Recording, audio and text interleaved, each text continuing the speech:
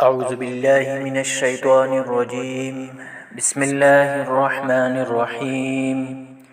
اللہم صل علی محمد وانزلہ المقعد المقرب عندک یوم القیامہ۔ آج کی حدیث شریف کا عنوان ہے مہمان کا اکرام۔ حضرت ابو ہریرہ رضی اللہ تعالیٰ عنہ سے روایت ہے کہ نبی کریم صلی اللہ علیہ وسلم نے ارشاد فرمایا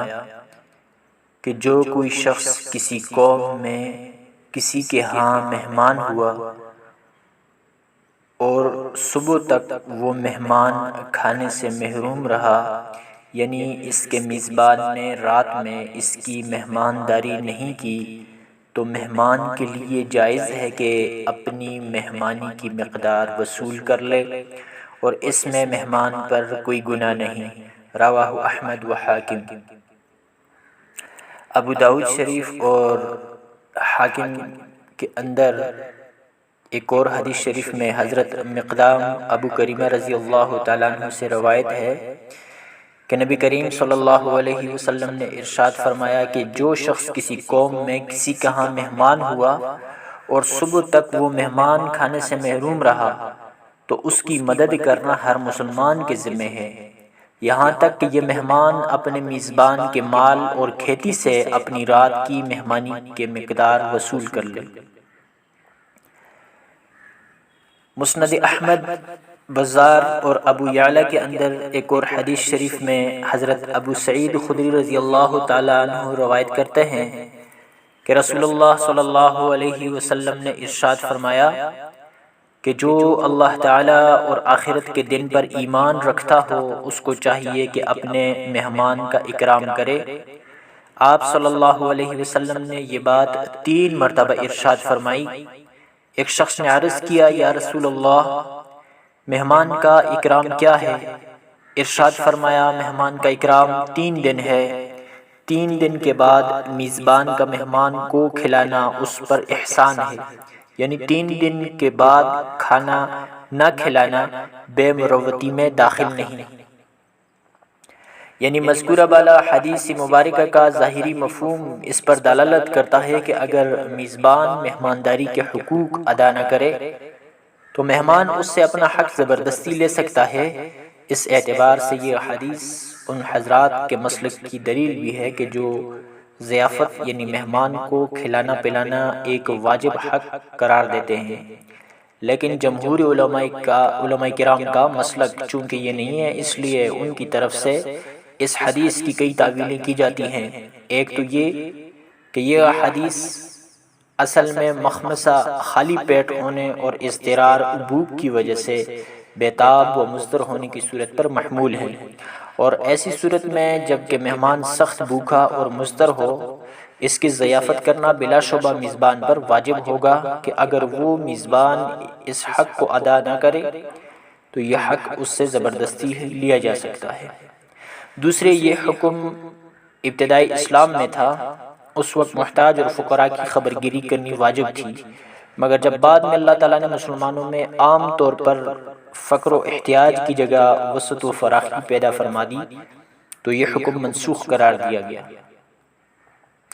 تیسرے، یہ کہ ان ارشادات کا تعلق اہل ذمہ، وہ غیر مسلم جن کا مسلمانوں سے جان و مال کی مصالحت کا معاہدہ ہو چکا ہو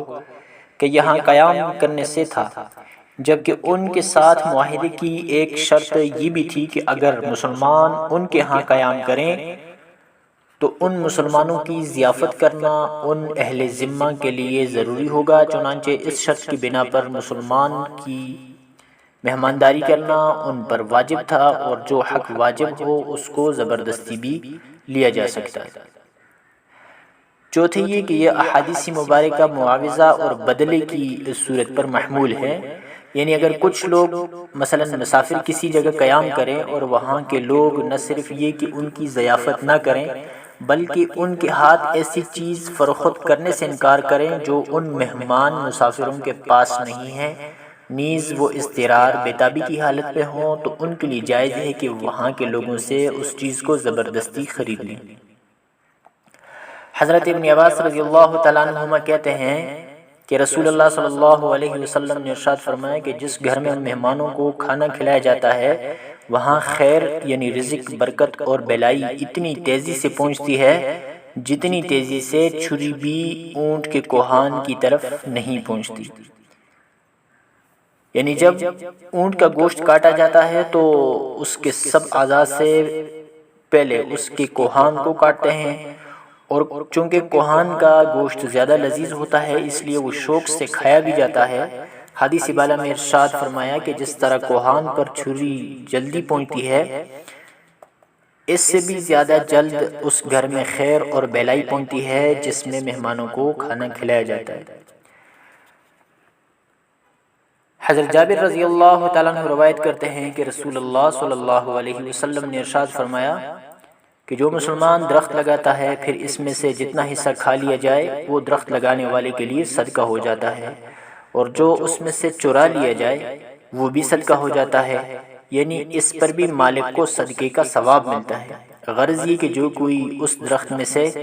کچھ بھی پھل وغیرہ لے کر کم کر دیتا ہے تو وہ اس درخت لگانے والے کے لیے قیامت تک کے لیے صدقہ ہو جاتا ہے۔ حضرت انس رضی اللہ تعالیٰ عنہ سے روایت ہے کہ رسول اللہ صلی اللہ علیہ وسلم نے ارشاد فرمایا کہ جو کوئی مسلمان درخت کا پودا لگائے یا کاشت کرے پھر اس میں سے پرندے کھائیں یا کوئی آدمی کھائے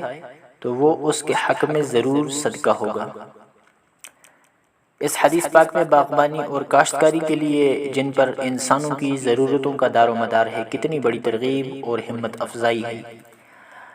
اللہ تبارک و تعالی ہمارے تمام معاملات اپنی رضا کے مطابق فرما دیجیے اور ہمیں ہر وقت اپنا معاملہ اپنے ساتھ اور اپنے بندوں کے ساتھ صحیح رکھنے کی توفیق عطا فرمائے۔ اللہ تبارک و تعالی ہم سے راضی ہو اور ہمیں اپنی رضا والے اعمال صالحہ کرنے کی اور اپنی ناراضگی والے کاموں سے بچنے کی توفیق عطا فرمائے۔ اللہ تبارک و تعالی ہمیں ایمان کامل نصیب فرمائے اور اپنی ذات عالی پر یقین کامل نصیب فرمائے، آمین یا رب العالمین۔